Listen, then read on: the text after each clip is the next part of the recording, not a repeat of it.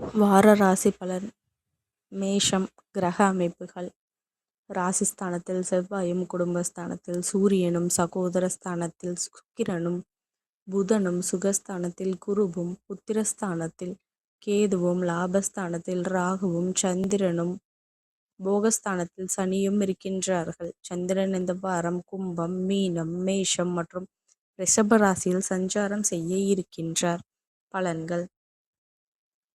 பிள்ளைகள் மூலம் மனமகிழ்ச்சி தரும் நிகழ்வுகள் நடைபெறும். தொழில் வளர்ச்சிக்காக செய்யும் முயற்சிகள் வெற்றியை தரும். சிந்தனைகளில் தெளிவாக இருக்கும். மூத்த சகோதரர்கள் உதவி கிடைக்கும். தனவரவுகளுக்கு ஏற்ப செலவுகள் உண்டாகும். கடன் சார்ந்த நெருக்கடிகள் அகலும்.